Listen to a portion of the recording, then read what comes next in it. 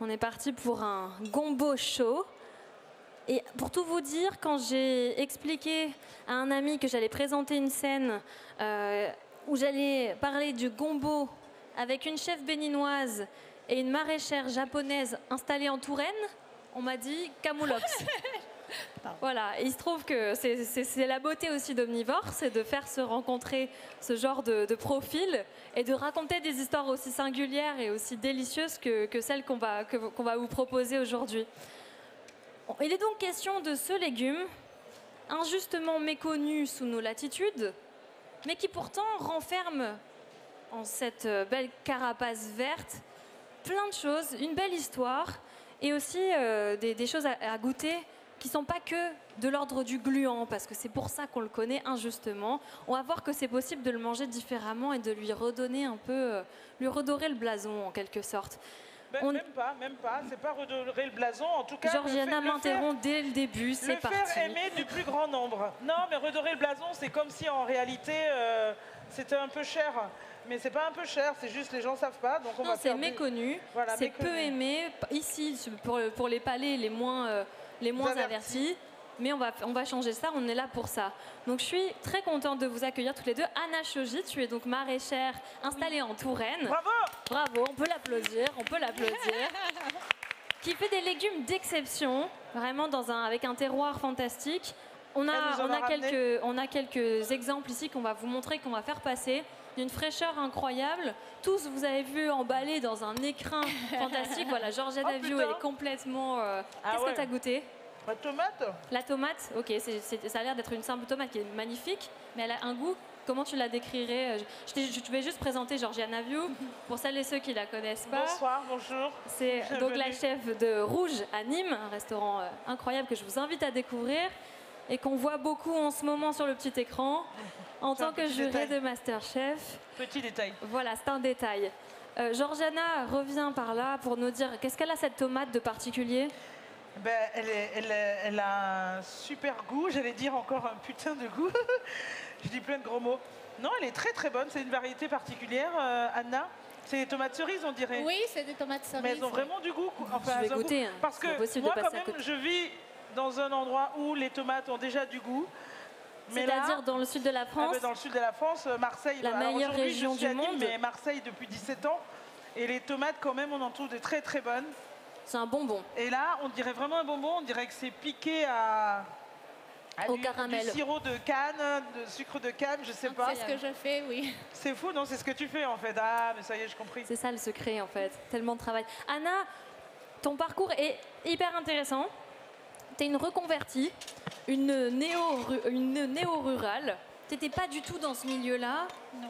Tu venais de la ville à la base et tu venais pas du tout du maraîchage. Comment t'es tombée là-dedans?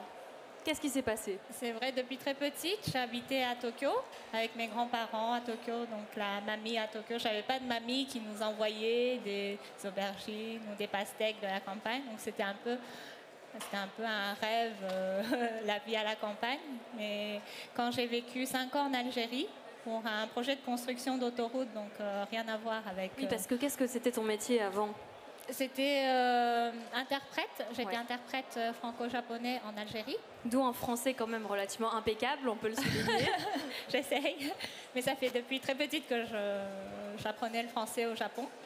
Et donc là-bas, il y avait des très bons légumes, mais la saisonnalité, ça nous manquait. Des légumes d'été, les concombres, des edamame, les fèves de soja. Et il y avait des choses qui nous manquaient. Donc, on a commencé à avoir un petit potager le week-end. Ça, c'était en Algérie? En Algérie, oui. Et donc, j'avais jamais fait ça. Quand j'ai vu le premier concombre pousser, c'était vraiment waouh, à partir d'une graine. Et voilà, c'est comme ça que j'ai commencé à apprendre. Et puis... Pardon? De l'Algérie à la Touraine. Et puis j'ai dit voilà. Il n'y a pas encore de ligne directe, je crois, de métro, mais pas loin. Oui, comment tu as fait? Et j'ai dit à mon boss, j'ai envie d'essayer, j'ai envie de faire ça. Et ils m'ont regardé tous. J'adorais mon métier, j'avais aucun souci, mais j'avais envie d'essayer. Et puis pour moi, c'était dans la continuité de de soutenir les projets internationaux. Donc maintenant, je voulais faire le mien de projet. Et c'était dans la continuité parce que je voulais présenter les bonnes choses du Japon en France. Et c'est passé par des légumes parce que je ne savais pas cuisiner. Donc quand on a des bons légumes, c'est très facile à cuisiner finalement parce qu'il faut juste un peu de sel et voilà. Ça, c'est vrai. Et raconte-nous, là, tu as récupéré une ferme qui était déjà en maraîchage. Comment tu as choisi la Touraine? Oui, alors au début, je cherchais dans le sud parce que j'ai fait mes études. Est-ce que tu voulais être proche de Georgiana Vio? Oui, exactement. Mais j'ai dit, c'est Je comprends, trop tôt. on cherche tous, on cherche tous à faire ça. Oui. Et donc je cherchais dans le sud et j'ai pas pu trouver ce que je voulais. Et la terre, le climat était pas proche de ce qu'on a au Japon. Dans le sud, la terre était assez sec, calcaire. On avait la bonne température avec beaucoup de soleil, mais on avait beaucoup de vent aussi. Et donc c'était assez sec. Et pour commencer, débuter le maraîchage, je voulais commencer à un endroit où quand même c'était un peu plus facile et confortable. Même si on peut avoir des très bons légumes dans le sud, mais j'avais pas. Un terroir qui se rapproche peut-être plus de celui du Japon. Oui. Donc j'ai trouvé la Touraine où le climat était plus doux, la terre était riche, l'eau douce. Et l'humidité, le climat était très proche du nord du Japon où j'ai fait mes stages, ma formation d'agriculture. Voilà, tu t'es formée, tu as eu quand même un moment de formation. Qu'est-ce que tu as fait comme formation, si ça peut inspirer des personnes qui avant étaient interprètes franco-japonais et qui veulent sauter le pas? J'ai été dans une école agricole au Japon. Et j'ai étudié le maraîchage conventionnel et aussi le maraîchage bio, qui n'est pas très connu encore au Japon. Le nom de ta ferme, c'est Yasai, c'est ça comme ça qu'on prononce? Oui. Ça veut dire légumes, je crois. Merci de bien prononcer parce que souvent on me dit « Ah, c'est Yasai !» J'ai pris un petit cours express. Alors ça veut dire légumes en japonais. Tout simplement parce qu'on fait des légumes. Je crois qu'au Japon, on a un rapport un peu différent aux légumes. Et j'ai cru voir aussi dans les supermarchés qui sont un peu... c'est des objets précieux, qui sont parfois très chers, les légumes frais, dans des écrins très emballés, très protégés. Est-ce que toi, c'est ça aussi, quand on dit légumes d'exception, ça veut dire quoi? Légumes d'exception ou légumes japonais, on me demande souvent c'est quoi les légumes japonais, mais finalement je pense que c'est la façon de cuisiner qui est différente parce qu'on mange souvent, même les poissons on les mange crus et on mange tout cru ou très peu cuit. Donc tous les légumes devraient se manger crus ou très peu cuits ou alors juste un peu blanchis, quelques minutes. Donc c'est vrai que les légumes sont beaucoup plus petits, tendres. On les cueille peut-être plus jeunes ou voilà, il faut qu'ils aient du goût parce qu'on ne fait pas trop de choses qui est proche de la ratatouille, des choses comme ça. C'est très bon, mais c'est pas ça va pas avec les légumes japonais. D'accord. Le cru, c'est ça. Georgiana, tu as décidé de faire les gombos en version crue, il me semble. Moi, j'ai jamais goûté les gombos crus.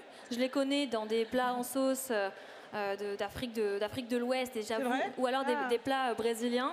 Moi, au Brésil, dans le Minas Gerais, j'ai vécu un peu au Brésil, et j'avoue que j'étais pas complètement fan de ce côté très gluant. Alors en Afrique de l'Ouest, on l'utilise... Enfin, je ne crois pas qu'on l'utilise cru, je n'ai jamais vu. Mais en réalité, au restaurant, moi, j'ai une cuisine, en fait, qui n'a pas de nom. Voilà, je l'assume. C'est ma cuisine à moi, c'est la cuisine de Georgiana. Donc, c'est une cuisine qui me ressemble dans le sens où elle a autant de Marseille que de Bénin. Enfin, quand je dis autant, ça dépend des jours. Et des fois, je vais chercher ailleurs aussi, au Japon, en Bolivie. Enfin, j'en sais rien. Je fais ce que je dis, une cuisine de cœur et une cuisine d'instinct. Mais quand il y a des produits comme ça, ceux du Bénin en tout cas, que je cherche à faire découvrir aux gens, je me dis, je ne pars jamais avec la recette d'origine. Sauf si c'est une recette vraiment passe-partout. Parce qu'on a tous des palais différents et en fonction de comment on a grandi, avec quelle nourriture on a grandi, on n'accepte pas les choses de la même manière. Moi, je sais que j'ai toujours aimé le cru, alors que le cru ne se mange pas chez moi. Ma mère, elle devenait dingue dès que la viande on tuait un poulet ou un mouton ou quoi que ce soit, moi j'étais là comme une espèce de fauve à arracher des morceaux de cru et à les manger, quoi. Donc imaginez le jour où j'ai mis pied en Occident, j'étais la reine du pétrole. J'en ai mangé, mais à toutes les sauces. Bref, ça c'est une parenthèse. Le gombo, j'ai voulu l'utiliser cru parce qu'au Bénin, on l'utilise dans une sorte de ragoût. Le gombo, on dit févi. En fond, dans la langue de ma mère, c'est du févi. Et le févi nsounou, ça veut dire la sauce de gombo. Et bien, c'est une sorte de ragoût. Le gombo est émincé, comme ça, de la sorte. Ensuite, on porte de l'eau à ébullition. Il y en a qui font des mariages à froid, d'autres qui mettent le gombo qu'une fois que ça bout, enfin, chacun son truc. On met souvent un tout petit peu de bicarbonate pour couper le côté mucilagineux, comme ça. Mucilagineux, c'est ce qui rend le gombo gluant. Gluant, tout voilà. Comme dans les graines de chia, tout comme dans certains produits, les graines de lin, voilà, qui donnent le côté gluant. Voilà, donc voilà. Mais non, mais effectivement, ça aussi, ça peut devenir gluant dès que c'est au contact de l'eau. Et donc, le gombo réagit comme ça.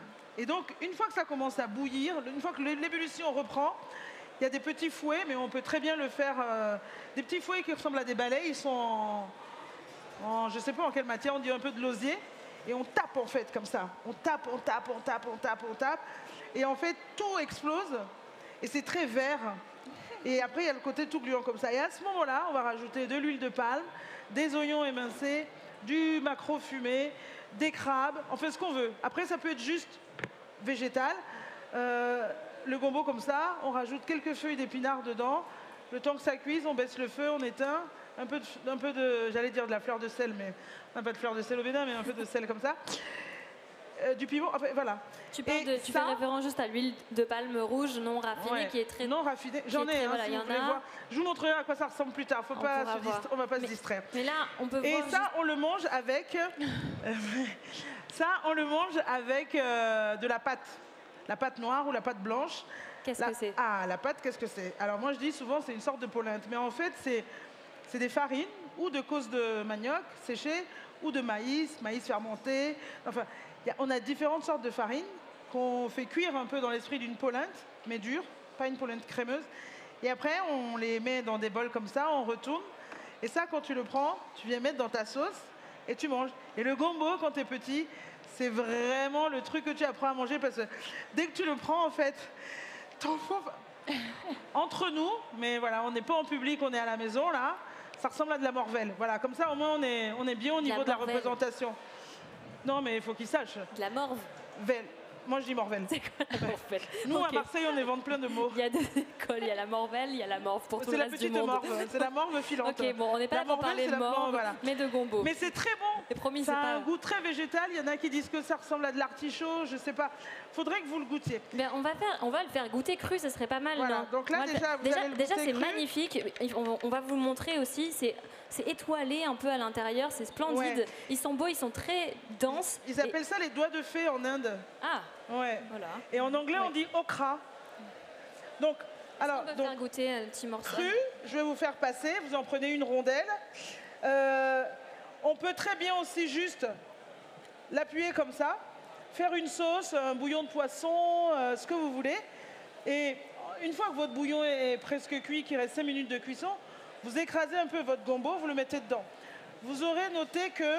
À la fin, et l'intérêt, c'est j'ai enlevé ça, voilà. Okay. Là, le bout, là, il est un peu dur à manger, ce bout-là aussi. D'accord? Pour reconnaître la fraîcheur d'un gombo aussi, on fait ça. Voilà, vous voyez, ça se casse direct. Mais chez le primeur, croyez pas qu'il va vous laisser péter sous ses gombos. Hein.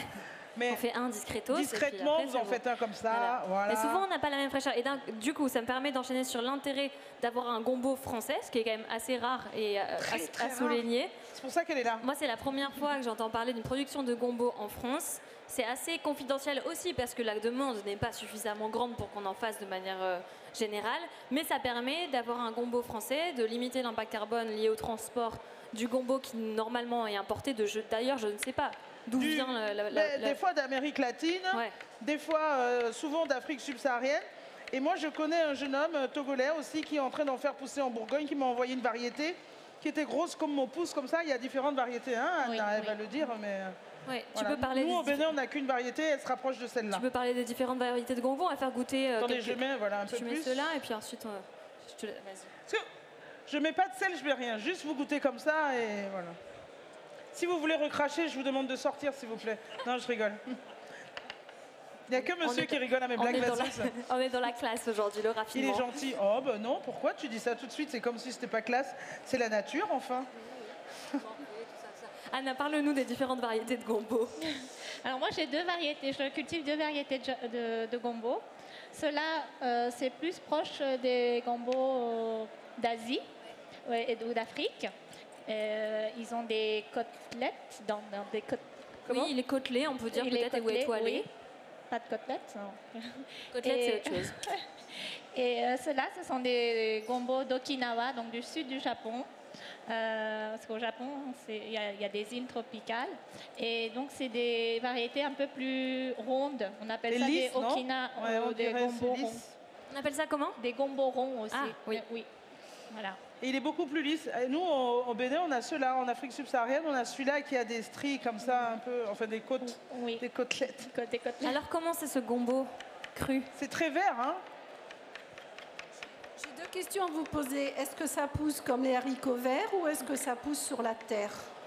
Alors, ça pousse, c'est des petits arbustes. Ouais.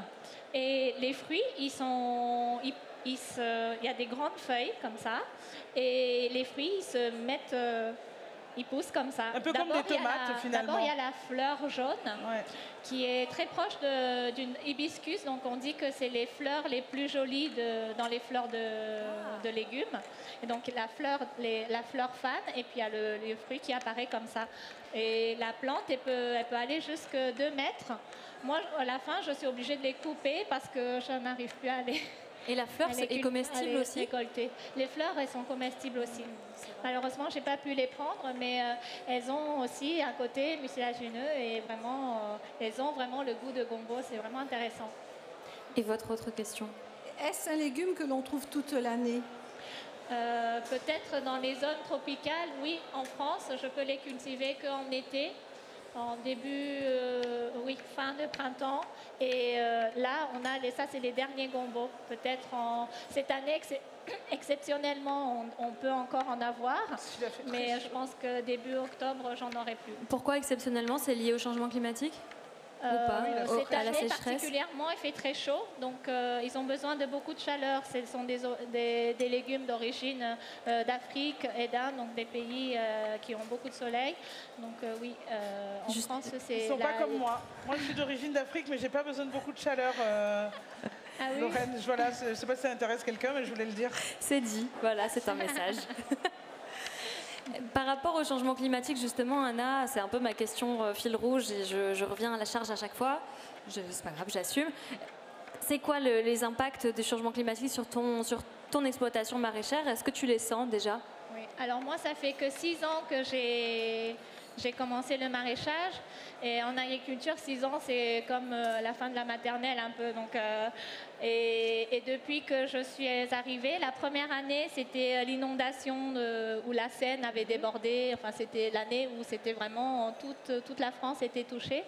Et depuis tous les ans, les agriculteurs autour me disent tous les ans « Oh, j'ai jamais eu un été comme ça, j'ai jamais eu de pluie comme ça. » Et tous les ans, en fait, moi, j'ai commencé dans...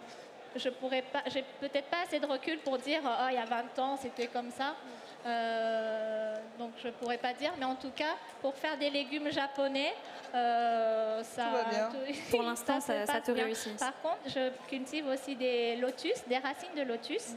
Et là, la mare, elle est vide et on voit la terre. Enfin, complètement à sec, quoi. Oui. Donc difficile pour faire. Mais les feuilles, elles sont belles, les fleurs fleurissent. Donc, je peux pas voir si les racines vont bien, mais en tout cas, les fleurs vont bien.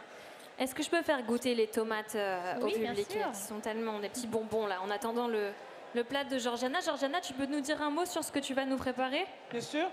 Alors, pour faire connaître le gombo au plus grand nombre, on a notre menu là, qui a démarré mi-juillet et qui va s'arrêter là. En fait, il s'est arrêté samedi dernier. Mais je vais sûrement garder des plats dedans. Enfin bon, bref, peu importe, je fais des phrases trop longues. Donc, le gombo cru au restaurant, je le travaille avec de la langoustine. La langoustine en tartare cru aussi. Et en réalité, je ne fais pas grand-chose. Je prends des très bonnes langoustines de Mathieu Chapelle qu'il pêche au large du Gros du Roi. On les taille en tartare. Le gombo, comme ça. On mélange. Un tout petit peu de fleur de sel. C'est le sud, bébé. Voilà. Et puis la Camargue. Zeste de citron vert, d'accord? Ça, ensuite, je le dépose au centre de l'assiette. Et je rajoute, je fais un consommé avec mes carapaces. Parce que moi, en fait, j'essaye, quand j'utilise un produit, de tout utiliser. J'essaye. Après, si je peux pas, je peux pas. Hein. Enfin, je veux dire, là, les queues de gombo, je vais pas les utiliser juste pour dire que j'utilise tout, quoi. Ça va au compost ou pas. Donc avec un consommé c'est un consommé qu'on fait avec une partie des têtes et des carapaces. Et ensuite qu'on va coller avec un gélifiant végétal. Et donc ça nous fait un voile en fait. On coule ça, une fois que c'est pris, on fait des petits trucs comme ça, d'accord? Alors, j'en ai pas ramené 50. Donc je vais vous montrer juste une assiette. Mais vous, je vous ferai goûter le tartare là. Et à côté de ça, on rajoute un tout petit peu de citron caviar parce qu'en ce moment, il y en a. On fait aussi une bisque classique, mais à laquelle, en fait, les citrons de cet hiver, qu'on a gardé un peu en bocaux et tout ça, alors, on a la chance d'avoir pu avoir quelques agrumes de ceux qui étaient là tout à l'heure, les chalères. Et donc, il y a un yuzu, un citron yuzu, là, qui était un peu sympa, que j'ai gardé. Et le fait d'être resté longtemps en bocaux comme ça, il a un peu pris en... je sais pas comment dire. Donc j'ai eu l'idée de le mélanger avec ma bisque que je sers froid, avec le tartare, donner une profondeur supplémentaire. Ouais. Et à côté de tout ça, on a une glace et un caramel, toujours avec les têtes. Mais j'ai pas la glace et le caramel. Donc là, on va goûter de manière très simple. Tous les commis sont pourtant au fourneau depuis 4 heures du matin pour les faire. Non, personne n'est au fourneau depuis 4 heures du matin. Ne me faites pas passer pour ce que je ne suis pas. Donc vous, en public, vous allez goûter le tartare de langoustine avec le gombo cru, zeste de citron vert et aussi un peu d'huile l'huile de... non, c'est l'huile des langoustines. Comment ça, l'huile des langoustines? Eh ben, une partie des carapaces, on la recouvre, on la fait bien griller, bien toaster. Et ensuite, on rajoute de l'huile neutre, pépins de raisin ou tournesol. Et on laisse faire, infuser, jusqu'à ce que voilà, ça prenne le goût et on filtre. Excellent. Donc avec le même produit, vous voyez tout ce qu'on peut, faire. On va te laisser dresser ça. Pendant ce temps, Anna, est-ce que tu peux nous montrer les différentes variétés de légumes que tu nous as apportées? Je ne sais pas si on se met là-bas, si on peut les voir sur l'écran, si c'est filmé. Il y a un écran? Non. Bon, bah, très bien, c'est pas grave. On va les montrer, on va les faire passer. Tu peux nous dire, moi je suis particulièrement intriguée par deux choses. Ça, on dirait des bulbes on dirait des échalotes. Oui. Qu'est-ce que c'est? C'est des échalotes. Allez. Non, pardon. C'est du myoga. Ce sont des bourgeons florales, le début de fleurs de gingembre japonais. Myoga. Oui, myoga. Comme le yoga, mais en mieux. C'est le myoga. Voilà, myoga. Est-ce que c'est comme le galanga ou pas du tout? Non, c'est des fleurs. Ah, oui, c'est la fleur. Oui, c'est la fleur. Et les racines de myoga, on ne peut pas les manger. Ils sont très fibreux. Ils ont un très bon parfum, mais ils sont fibreux. Ça ressemble aux fines racines de gingembre. Mais c'est les fleurs qu'on mange. Et ça, on peut le manger? Oui, ça, on peut le manger. On cisaille. Au Japon, en été, on les met partout. Ça et le shiso. On les met partout dans les sushis, dans les nouilles, sur le riz. Alors que ce serait celui-là. Le shiso, on a le vert et le violet. On cisaille comme ça et puis on les met. Ou alors on peut les couper en deux, mettre un peu de sel et manger comme ça. C'est vraiment... Voilà. Ça m'intrigue, on va voir si on peut vous faire goûter ça. L'autre chose intrigante, c'est cette sorte de spaghetti. Haricot vert qui a poussé un peu trop longtemps. Qu'est-ce que c'est? Oui, c'est des haricots kilomètres. Ah bah voilà, haricots kilomètres. Génial. Et ça, tu peux le manger cru aussi ou il faut le faire cuire quand même? Il vaut mieux le faire cuire au moins 1 minute. Tu connais, Georgiana, ça, les haricots kilomètres? Moi, tu pourras faire des spaghettis, un plat de carbonara. Mais c'est d'origine africaine, ça, les haricots kilomètres. Ah oui. Bah voilà, encore des liens. Et ça fait aussi les haricots, comme les haricots azuki, qu'on utilise dans les desserts, dans la pâtisserie japonaise. Les haricots rouges, les petits haricots rouges. Oui. C'est la même famille. Ensuite, on a ces magnifiques et mignonnes comme tout aubergines. Oui. Tu peux nous en dire un mot? Alors, ceux-là, ce sont des aubergines longues. Elles sont pas très longues, mais on appelle aubergines longues parce qu'elles sont fines et longues. Et on les mange juste un peu sautées ou frites ou avec la peau. Et la chair est vraiment tendre, la peau aussi. C'est vraiment très bon, ça a vraiment du umami, du goût.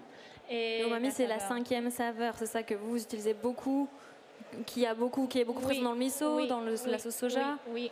Et ici, tu peux la retrouver donc dans le végétal aussi. Comme ça. Oui. Et en aubergine, j'ai celle-là aussi. C'est l'aubergine qui est un peu plus ronde, qui s'appelle mizunasu. C'est aubergine d'eau ou aubergine fruit. Ouais. Il y en a qui appellent aubergine pomme parce que ça se mange comme un fruit. On le mange, on les coupe pas ces aubergines, on les fend à la main comme ça. Je sais pas si je peux. Vas-y, on va le faire.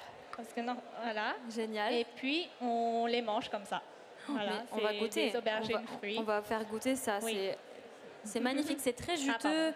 Oui. Enfin, on voit qu'il y a une fraîcheur incroyable. Vous viendrez voir de plus près tous ces légumes parce que vraiment, on peut le presser comme ça et il y aura de l'eau qui coule tellement. Incroyable. On va il y a des gens goûter qui ça. disent les aubergines, j'aime pas, on dirait des éponges, mais cela vraiment c'est des éponges mais avec beaucoup d'eau. D'accord. Fantastique. Et c'est doux, c'est frais et moi j'aime beaucoup. Super. Bravo en tout cas, Anna. On peut l'applaudir, Anna, pour tout ce travail fantastique autour des légumes. Parce qu'il y a un travail incroyable pour quelqu'un qui s'est mis au maraîchage il y a 6 ans quand même. Qui s'est installé il y a 6 ans. C'est remarquable. On va bientôt pouvoir goûter. Georgiana, est-ce que tu as besoin d'aide pour dresser? Non, pas du tout, merci. Pas du tout, merci. Ok, c'est juste qu'il nous reste 3 minutes et qu'il va falloir Oui, mais ça va aller, ça va aller. C'est le coup de feu pour toi, Georgiana. Ok. Ce petit shiso, qu'est-ce que tu as besoin Est-ce que tu veux ajouter des choses qui étaient là pour ton... Non, parce qu'en fait, la langoustine, c'est très fin. Ouais. Le gombo, c'est très fin, comme vous avez pu le voir.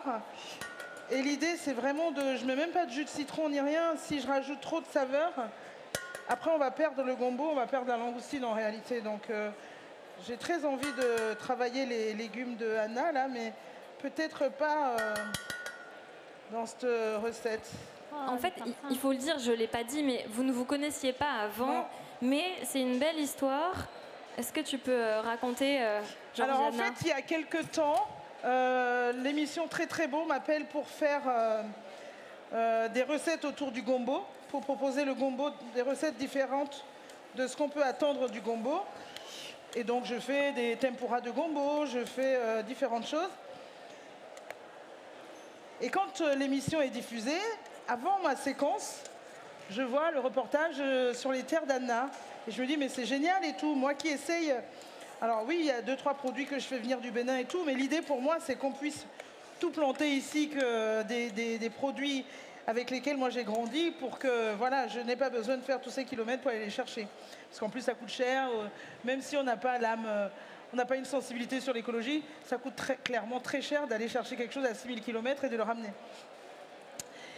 Et je me suis dit, mais c'est génial. C'était avant de rencontrer le Togolais qui en fait pousser aussi. Et donc, j'ai voulu la rencontrer. Quand on m'a proposé la scène artisan, j'ai dit, bah, écoutez, moi, je vais travailler le gombo. Et je trouve ça fascinant, ce pont, finalement, entre deux cultures qui, a priori, n'ont rien à voir ensemble. Et souvent, quand on est dans son coin, on se dit, ah, le gombo, eh ben, il existe que chez nous, c'est béninois. Puis après, tu vas chez ton voisin de la frontière d'à côté, tu dis, ah mais non, c'est togolais aussi. Ah mais non, c'est ghanéen. Et puis là, on se rend compte qu'en fait, c'est aussi japonais et c'est indien.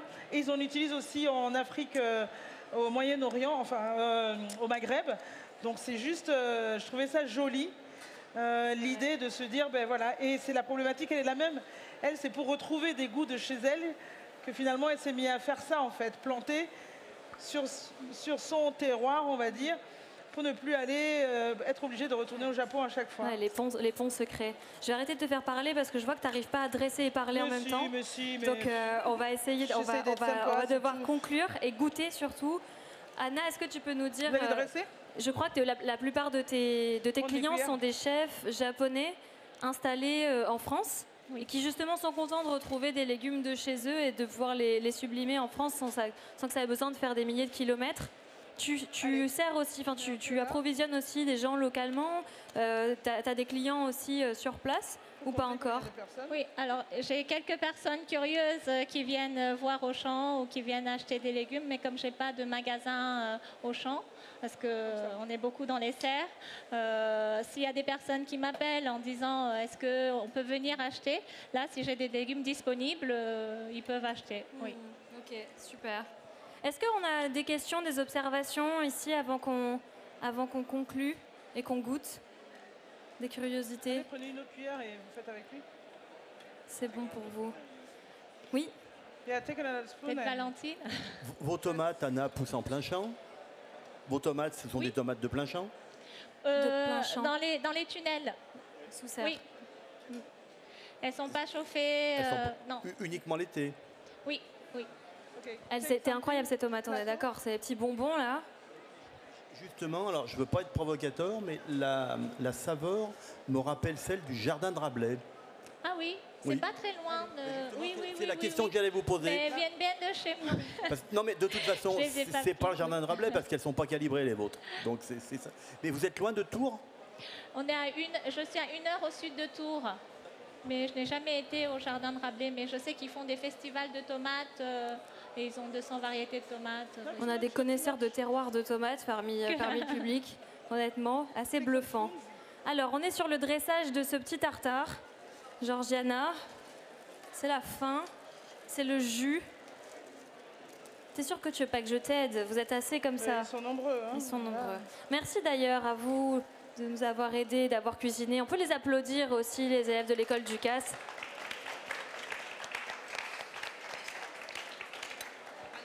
Je vous inviterai à la fin à vous approcher pour voir de près les légumes.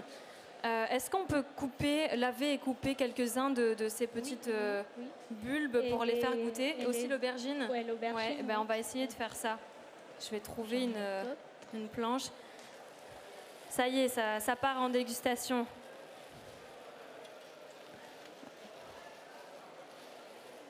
Une question de Camille Labro, ici présente. J'ai raté le début, mais je voulais savoir vos variétés et les semences. Est-ce qu'elles viennent du Japon? Vous les trouvez ici? Vous faites vos propres semences? Comment ça se passe, Anna? Je suis là. Oui, pardon. Alors, il y a certaines semences que je peux trouver ici maintenant. Il y a 6 ans, quand j'ai commencé, on trouvait presque pas de légumes japonais en France. Et là, maintenant, on arrive à trouver certains légumes en France, et en Suisse et en Belgique. Et tous les autres graines que je ne trouve pas ici, je les fais venir de Japon. Alors, Et après- je fais très peu de légumes, de graines moi-même, de semences moi-même, parce que je fais beaucoup de variétés. Et il suffit qu'il y ait un petit mélange et 3 mois de culture. Après, si on a des fruits un peu qu'on ne s'attendait pas, ce serait vraiment dommage parce qu'on donne beaucoup de temps et de travail. Donc j'essaye j'essaye le plus possible d'acheter mes graines. Mais pour les shiso, par exemple, ce sont des graines que j'ai récupérées au champ. Et tu n'as pas de problème avec les semences, justement, qui sont très contrôlées? Comment tu fais pour introduire des semences différentes et aussi variées? Alors, justement, c'est pour ça que je travaille comme en bio, mais je ne peux pas avoir le label bio, parce que les semences ne sont pas. J'ai du mal à trouver des semences certifiées en bio. Sinon, Mais, oui. tu pourrais être certifié bio et c'est le chemin que tu as envie de prendre. En fait, il y a beaucoup de maraîchers bio qui me disent tu as toutes les contraintes de bio, tu fais tout comme il faut. C'est dommage que tu ne puisses pas dire c'est bio, parce que pour certains consommateurs, c'est AB ou pas AB. Et c'est pas oui, j'utilise pas de produits, il n'y a pas d'entre-deux. Et moi, mes clients, ils viennent tous en général au champ, ils nous aident. Quand ils on a la connaissent chance de comment je voir comment tu donc, travailles, on peut à la choisir. base, j'espérais avoir le label, et il y a une partie des cultures où je n'utilise pas les graines, par exemple les racines de lotus ou les myoga, pardon, qui se développent en rhizome. Ceux-là, ils sont labellisés bio. Mais D'accord. pour tous ceux qui ont besoin de semences, je n'ai pas de label, mais c'est pas grave. Merci. On va faire Ça vous a plu j'ai une dernière petite question avant de conclure. Sur les prix, on n'a pas du tout parlé des prix. Et forcément, quand on voit ces légumes d'exception, on se dit qu'ils sont forcément plus chers, qu'ils ont un coût différent. Comment tu gères cette question des prix? Est-ce que tu arrives à avoir un produit qui est quand même accessible? Ou est-ce que c'est vraiment limité aux chefs qui peuvent mettre vraiment un prix supérieur à l'achat? Non, moi, en fait, l'idée, c'était de vendre mes légumes au prix que moi, j'aimerais acheter. Et donc, les légumes, ils sont tout à fait accessibles. C'est vrai qu'au kilo, peut-être qu'ils seront à peu près au prix d'un marché bio. Mais comme ils sont tout petits, c'est vrai que pour faire 1 kilo d'aubergines, peut-être en France, il faudrait 3-4 aubergines. Moi, il m'en faudrait 8. Donc, c'est vrai que des fois, je perds un peu.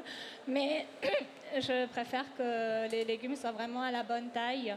Mais oui, ils restent accessibles. Il y a beaucoup de personnes, des particuliers, qui nous achètent des légumes aussi. Comment c'était ce tartare? Qui veut dire un petit mot avant de terminer? Pas de mots sur le tartare. Le mot de la fin alors, Georgiana. Merci beaucoup d'avoir été là avec nous. Merci à toutes les deux d'être venues, d'avoir fait ce pont entre l'Afrique et le Japon, en passant par la Touraine. Et vive le gombo libre. Le gombo libre, les Queen of the Gombo. Merci beaucoup.